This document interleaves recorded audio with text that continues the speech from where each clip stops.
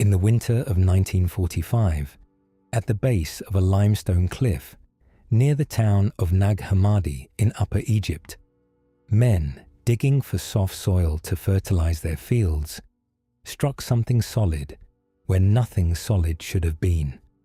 A sealed clay jar, nearly a meter tall, set against the rock and left there. There was a hesitation before it was broken open.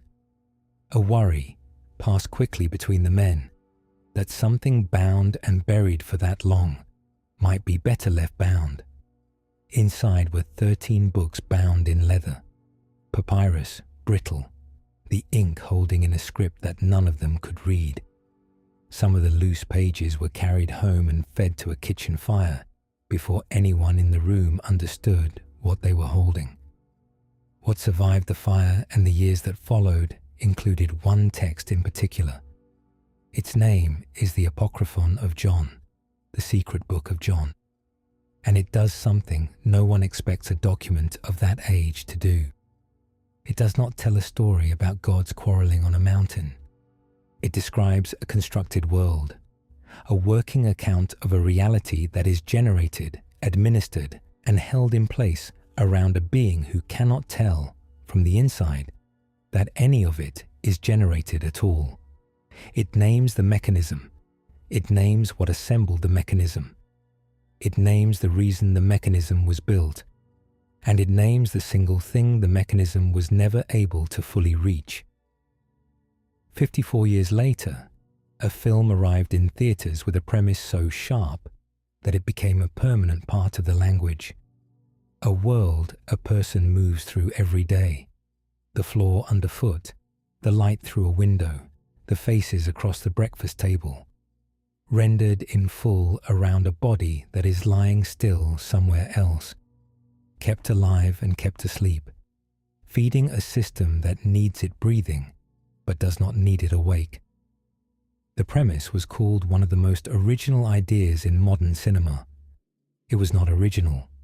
It had a first draft, and the first draft had been sitting inside a jar in the Egyptian desert, written roughly 18 centuries before the first frame of the film was ever shot. This is a walk through that older text, the one the jar kept. Laid directly against the film almost everyone already carries in their head. The film gets remarkably close. That is the part worth saying plainly and early, because it would be easy to mistake what follows for a takedown, and it is not one. The film is accurate about far more than it is usually given credit for, and then, for reasons that make complete sense the moment they are named, it stops at the precise line the older text was written to cross. The two accounts run beside each other and pull apart at 4 points. Who built the world? How the world holds the people inside it? How anyone gets free of it? And how the story is allowed to end? At each of the 4, the older version turns out to be the stranger one, and the harder one to put back down. Begin with what the film inherited, because it did not invent its philosophy any more than it invented its premise. 3.5 centuries ago, a French thinker proposed a thought experiment. Imagine a deceiver powerful enough to generate an entire false reality inside a mind. The sky, the ground, the body, all of it. So seamlessly that the mind trapped inside would possess no instrument capable of detecting the fraud. He used the idea to ask what, if anything, could still be known for certain. The film took the thought experiment and made it literal. The deceiver became a system of machines. The false reality became a rendered city. The mind became all of us. Older still is the image the film borrows almost openly. Prisoners chained in a cave, watching shadows thrown on a wall, certain the shadows are the world, because the shadows are the only world they have ever been shown. But the inheritance carried an assumption inside it, and the film accepted that assumption without ever turning to examine it.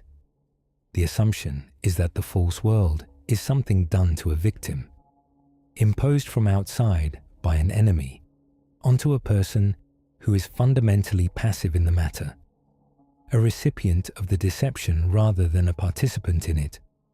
And once the deception is framed as something done from the outside, the solution writes itself. It can be undone from the outside. Find the sleeping body, cut the power, free the prisoner. The film's entire shape unfolds from that single inherited assumption. There is a real world and a false one. There is a war between them. There is a hero who crosses the border, learns the rules, and wins. The older text refuses the question the film is built to answer. It does not ask how to win the war. It asks something colder and, in the end, far more useful. Not how do I get out, but what is this made of? And where exactly does the construction end and something that was never constructed begin? That can sound like a distinction only a philosopher would bother with. It is in fact the distinction that decides whether the film's triumphant ending is an ending at all, or simply a louder, more cinematic version of the same trap. The text itself opens not with cosmology, but with grief. A man is sitting alone on a mountain after everything he believed in has apparently come apart. He has just been mocked in the street by someone who told him, with open contempt, that his teacher is already forgotten and his hope was misplaced. He walks away from the confrontation, climbs and sits in the particular silence that follows the collapse of a belief. And then the sky opens. What he is shown is an account of how the world he is sitting in came to exist. And it begins before the world, before matter, before time, before the conditions that would make the word before mean anything. The text reaches for something it can only approach by saying what it is not. Not a ruler, because there is nothing yet to rule. Not a being with edges, because edges are a later invention. Not a god in any sense a religion would later find usable. A fullness so total that the word complete buckles under it. What the text is reaching for underneath the difficulty is simple to point at, even if it is impossible to define. A reality that comes before reality. Not a god in the ordinary sense, but the source from which even the gods would later seem to appear. And from that fullness, the way a spring too full to contain itself simply overflows, without decision, without intention, comes a first reflection, the source becoming aware of itself, as if catching its own image in still water. From that reflection, in balanced pairs, comes a whole living order of qualities: foresight, truth, mind, eternal life, each one a further unfolding of the same original completeness, and each one still entirely sharing in it, none of them a diminished fragment. The text calls the whole luminous totality the fullness, and it makes one thing unmistakable, because everything else depends on it. The material world is not part of that fullness. The material world is what happened later, when something inside that perfect order reached the wrong way. The youngest of those living qualities is wisdom, and wisdom, being what it is, wanted to know the source directly, to grasp the ground of all things on its own, without the balance and the pairing the entire structure had been built upon. This is the moment the text handles with a care that almost no later telling preserves. The desire was not a sin. The desire was wisdom being precisely, perfectly wisdom. The reach toward the source is the whole nature of the thing. The error was never in the wanting. The error was in the method. She reached alone, without her counterpart, without the balancing principle that every genuine act of creation in that order had required. And out of that solitary, unbalanced reach came something that had never existed within the fullness, and by its nature could not have. A being made from stolen divine substance, but assembled wrong. power without the proportion to hold it, a maker with the capacity to create and none of the wisdom to know what he was or where he came from. He looked around at the formless emptiness he found himself in, saw nothing above him and no one beside him, and drew the only conclusion an incomplete mind could draw. He decided that he was the only God there was, the first and the last, with nothing prior to him. And then, in that conviction, he began to build. He generated rulers beneath himself, administrators, authorities, a whole hierarchy of governing forces. He fashioned a world for them to oversee, and he built it in the only image he had access to, which was a half-remembered counterfeit of an order he had never been allowed to see directly, a copy made by someone who did not know he was copying, and who believed, with total sincerity, that he was the origin of everything in front of him. This is the figure the film could only gesture toward. The film has its machines, efficient, faceless, malevolent in a clean and manageable way.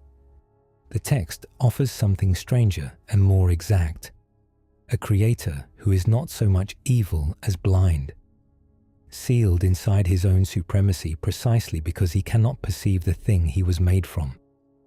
The construction is not the work of a villain who knows the truth and hides it. It is the work of a mind that genuinely does not know there is a truth above its own.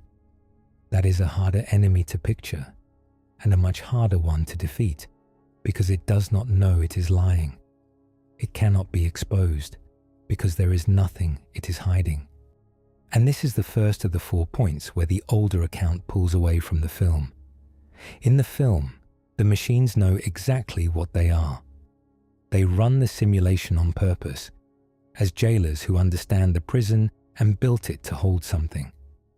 In the older text, the one who made the world does not even know there is a larger reality he is sealed inside. He is not a warden standing over the cell. He is the first prisoner and the most completely fooled one, convinced he is the origin of everything precisely because he cannot see what made him. That is the more disturbing version, and it is worth being clear about why.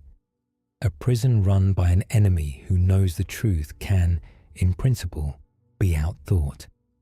A prison run by something that sincerely believes its own walls are the edge of all that exists offers nothing to argue with and no one to persuade. Here the account turns, and this is the moment it stops reading like an ancient curiosity and starts reading like a description of an ordinary human life. The maker and his administrators assemble a body, a physical form, modelled after a reflection of the fullness they had glimpsed but could never reach or reproduce, and the body lies there inert, an exquisite shell with nothing living inside it. They cannot animate it. Everything they have built has motion and function, but this form will not stir, because the one thing it needs is the one thing they do not possess and cannot manufacture. So the light is taken from above, drawn out of the fullness by a trick, breathed into the clay, and the instant it enters, the shell stands up, and it is suddenly more luminous, more aware, more genuinely alive than every power that made it. And the makers are afraid. The text is explicit about this, and it is the detail almost everyone misses.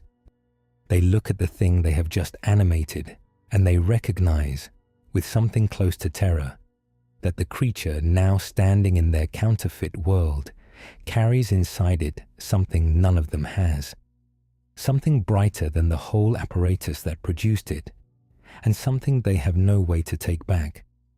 They have made a problem they cannot unmake. There is a piece of the real loose inside their construction, and it is more powerful than the construction is. They could not take it back. That is the hinge the entire account turns on. The light cannot be removed, because it does not belong to their level of reality, and their level of reality has no grip on it. So they were left with exactly one option: And everything the text describes from that point forward, everything it says about the shape and texture of a human life, is that single option being carried out, patiently, across the whole of history. They could not extract the spark, so they built a world bright enough, loud enough, and heavy enough to keep it from ever turning around to notice itself. This is the second of the 4 points, and it is the one about the prison. Not whether there is a prison. The film and the text agree there is. The difference is what the prison is made of. The text describes how it was done, and it describes it with a specificity that does not read like mythology. It reads like a specification, written by someone who understood the system from the inside. The first hold is the body itself, not the body as something evil. The text never makes that claim, and the people who reduce it to that have not read it carefully. The body as occupation, a being that is perpetually hungry, perpetually managing some degree of discomfort or pleasure or fatigue, perpetually attending to the small ongoing emergencies of having a physical form, is a being whose attention is reliably aimed outward and downward toward the surface of things. And the genius of it is that the sensations are real. The hunger is real. The warmth is real. The ache and the pleasure are real. That is exactly why they work. A genuine pull is far harder to ignore than a manufactured one. The spark is never given a quiet room in which to sit and consider itself. It is given a body that does not, for any sustained length of time, stop asking for something. The second hold is the chain of cause. The world is arranged as an unbroken sequence of consequence. Every event the product of an earlier one. Every choice trailing a future that has to be anticipated and managed. And from inside that chain, it does not feel administered. It does not feel like a design. It feels like simply the way things are, the neutral background structure of reality itself. Navigating it consumes the precise resource the makers most needed consumed, sustained, forward-facing attention. There is always one more outcome to track, one more consequence to plan around, one more thread of cause and effect that bears directly on survival and cannot responsibly be set down. The faculty built for recognition is kept permanently occupied doing arithmetic. The third hold is forgetting, and here the text is at its darkest and its most disturbing. It describes a cup offered at the threshold between one life and the next, a draught of forgetfulness, so that whatever a being managed to recognize during one passage does not carry across into the following one. The recognitions are dissolved before they can accumulate. Each life begins again at the surface, the hardest won insight of the last one erased, as though it had never been reached. This is not presented as a natural fading of memory. It is presented as a maintenance procedure, a deliberate intervention designed to guarantee that the spark never gathers enough continuity across time to arrive, finally and stably, at the one realization that would place it permanently beyond the maker's reach. 3 holds, 1 purpose. The being could not be emptied of the light, so it had to be kept occupied, kept calculating, and kept forgetting. Not for a while, but indefinitely. And this is where the older text becomes more dangerous than any film made about it. The film puts the prison outside the prisoner, a city, a machine, a whole world wrapped around a sleeping body. The older text puts it somewhere a film can never point a camera. It says the construction does not surround you. It says that long ago it learned to speak in your own voice. The thoughts that arrive feeling like yours, phrased the way you phrase things, in the inner tone you trust precisely because it sounds like no one but you. The text says that voice is part of the same machinery. A prison built around the body can be broken into and broken out of. A prison that has learned to speak as the self has no wall left to locate, because the one searching for the wall is using the prison's own voice to search. Set the film down beside this then, because the third of the 4 points is the way out, and the gap there is the whole matter. The film offers an escape, and the escape is something you swallow. A pill handed to the hero by someone who has already gotten out, which traces his location so that a crew waiting in the real world can find his sleeping body and pull it loose from the machine. Look closely at the shape of that. The liberation is external. It is administered to him. It is done to the hero by people who reached in from a true world that exists somewhere outside the false one. It depends on Morpheus finding him first. It depends on the crew having the timing, the position, the resources. It depends on a long chain of circumstances aligning correctly, all of them entirely outside the prisoner's own control. If no one comes, no one wakes. The older text offers no pill, because the text says there is no outside to be rescued into. There is no second world parked just beyond the edge of the construction with a ship and a crew waiting in it. The thing that is real was never out there to begin with. It was breathed in at the very start, and it has been inside the whole time. So liberation cannot be something that happens to the spark from outside, for the simple reason that there is no outside agent who possesses what the spark already is. It can only be the spark's own nature becoming perceptible to itself, an interior event, requiring nothing that is not already present, depending on no one arriving in time. This is the moment to be careful, because the film says you need to be found, and the text says something that sounds gentler and is in fact far heavier. The text says, there has never been a single moment in which you are not already holding everything the recognition requires, and that the entire architecture of your life, the body that keeps asking, the consequences that keep demanding, the forgetting that keeps resetting, is the ongoing work of keeping you too occupied to turn and notice what you have been holding all along. And here the text does something almost no system of thought has ever had the nerve to do. It names the flaw in the prison, and the flaw is not a weakness the makers overlooked. It is built directly into the prison's most effective tools. The makers chose the strongest holds available to them: the body, the chain, the forgetting. But each of those holds, pushed far enough, produces the very thing it was meant to prevent. The body keeps the spark occupied with sensation, until pain or exhaustion or sheer physical extremity becomes so total that the ordinary machinery of self-management simply cuts out, and for a moment there is awareness with no story running on top of it.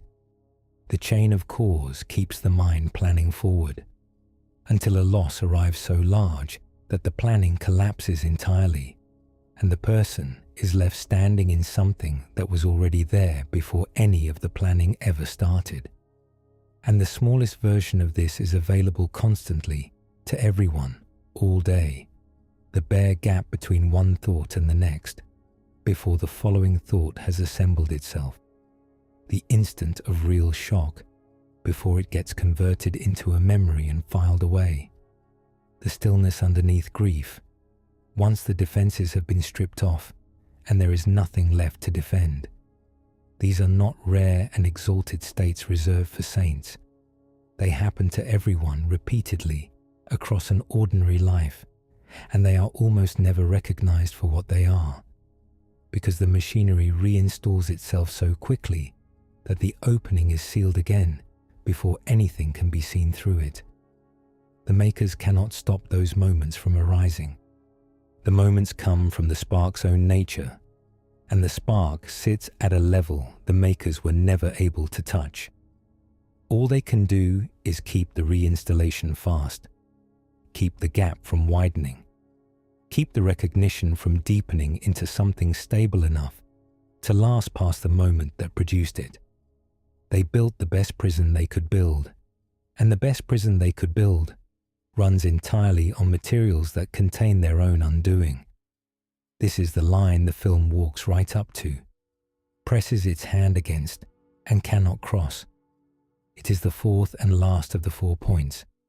Not the creator, not the prison, not the escape, but the ending each account is willing to give. Watch how the film ends. The hero stands in a corridor and finally sees the construction for exactly what it is. The painted world thins out and resolves into running code, columns of it, the architecture showing through. He stops bullets in mid-air. He flies. He has mastered the rules of the false world so completely that the rules have stopped applying to him. It is one of the most satisfying images the medium has ever produced, and it is genuinely close to the truth. The film even reaches in that scene for the right word. He does not simply learn new facts about the Matrix. Something about what he is has changed, and the change is what frees him. And he is still inside it. Everything he wins within the construction. He sees the code, bends the code, defeats the administrators, and every last piece of it takes place in the world the makers built, on the terms the makers set. He has become the single most powerful figure inside the false world. He has not stepped out of it, because there is nothing a film can show that would count as stepping out. A camera can show 2 worlds and a hero crossing the border between them. It cannot show the only thing the older text says actually matters, which is not 2 worlds at all, but 2 ways of standing in the same one. The way that is fully convinced the construction is everything there is, and the way that knows quietly and without going anywhere that the thing looking out through this life was present before the construction and is not made of its substance. The film gives a hero who masters the machine. The text describes something the screen has no way to frame. A being who simply stops mistaking the machine for itself and then goes on living inside it, in the same body, in the same world, navigating the same consequences, wholly changed by the single fact of no longer being fooled. Consider then what it means that this text exists at all. It was written by people who were being hunted for writing it. Their communities were broken apart, their account of reality declared not merely mistaken but criminal, their books gathered up and burned to clear the ground for a different story. And one copy was not burned. It was sealed inside a jar and buried in the face of a cliff, and it stayed there for 16 centuries, through the entire rise, dominance, and slow exhaustion of the very civilization that had set out to erase it, until 2 men looking for fertilizer drove a tool into the ground and struck it, and pulled the question back up into the daylight. And in the same century it resurfaced, the same question, stripped of its old names, translated into the grammar of science fiction and action cinema, reached more people than the communities who first wrote it down could have imagined in their most extravagant hope. Hundreds of millions encountered it. It became a metaphor casual enough to deploy in an argument about politics by people with no idea it began in a buried Egyptian jar. The question is more widely in circulation right now than at any moment since the people who first framed it, this precisely, were driven out of the record. The question traveled. The answer, for the most part, did not. Because the answer was always the part that could never fit onto a screen. The film asks whether the world around you is real. That is a good question, and a real one. But the older text had already answered a different and far more immediate one. Not what is the world made of, but what is the thing inside it that the entire world was so carefully arranged to keep distracted. The screen was never where the answer was. The answer lies in the one direction the construction was specifically built to make difficult, not outward, toward some truer world to escape into, but back along the line of attention itself, toward whatever has been doing the watching this entire time, the thing that was here before any of this began, and will be here when it ends. The Matrix was not invented in 1999. It had a first draft 18 centuries earlier, sealed in a jar against a cliff, and the first draft closed with the only instruction the makers were never able to design around. Not run, not fight, not wake the others, turn around.